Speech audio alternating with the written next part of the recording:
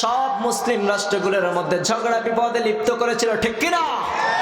ইসরায়েলদের মুসলমানদেরকে হত্যা করার জন্য তারা সহযোগিতা করেছে, ঠিক কিনা? যারাই মুসলমানদের উপরে ক্ষিপ্ত হয়ে যাবে, যারাই মুসলমানদেরকে মারার পরিকল্পনা করবে, যারাই মুসলিমদের ধ্বংস করার পরিকল্পনা করবে, রব্বুল আলামিন বললেন উত্তম পরিকল্পনাকারী হলেন একজন, তিনি কে? যেই ব্যক্তি দুনিয়ার ভিতরে জানে ইসলামকে প্রচার করতে চায়, ইসলামকে সমন্বয় করতে চায়, ইসলামের পতাকাকে উড্ডীন করতে চায়, তাদেরকে যারা মারবে, যারাই সহযোগিতা করবে, তাদেরকে ধ্বংস করে দিবেন একজন, তিনি কে?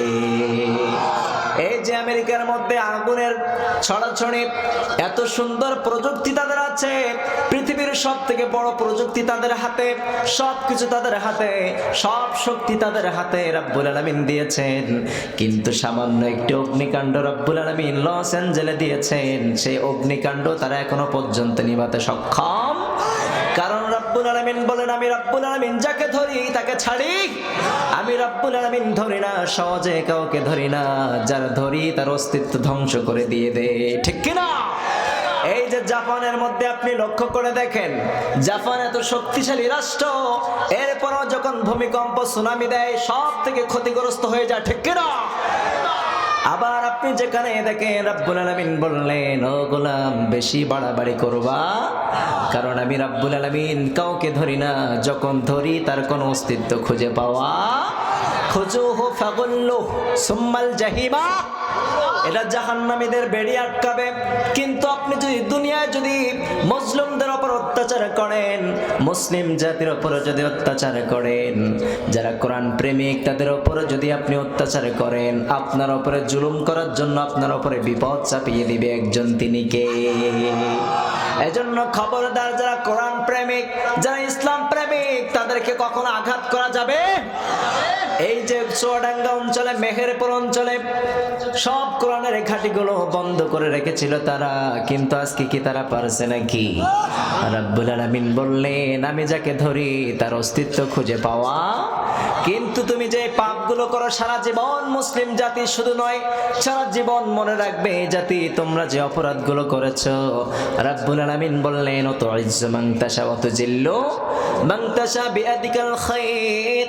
রব্বুল আলামিন বললেন, গোলাম শোনো শোনো, আমি রব্বুল আলামিন যাকে ইচ্ছা তাকে ক্ষমতার চেয়ারে বসান কে? আবার যাকে ইচ্ছা রব্বুল আলামিন ক্ষমতার চেয়ার থেকে নিষিদ্ধ করে দেয়। সকাল বেলায় একজন সম্মানিত ছিল, বিকাল বেলা তাকে অপমান করে একজন, তিনি কে?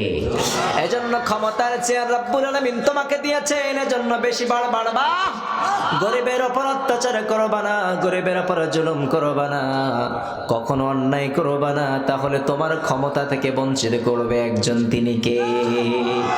এই যে ফেরাউন, ক্ষমতার কোনো শেষ ছিল না, নমরুদের ক্ষমতার কোনো শেষ ছিল না, যারা যুগে যুগে ইসলামের উপর আঘাত এনেছে, কোরআনের উপরে আঘাত এনেছে, ইসলাম প্রেমিকদের উপরে যারা আঘাত এনেছে, তাদের কোনো অস্তিত্ব আছে নাকি?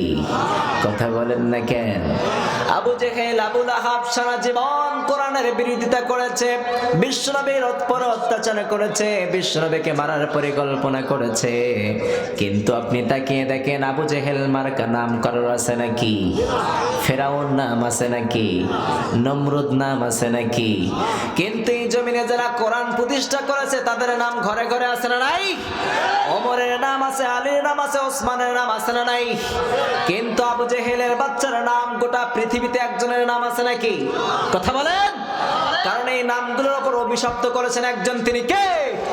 এই নামগুলোর উপরে লানত দিয়েছে একজন, তিনি কে?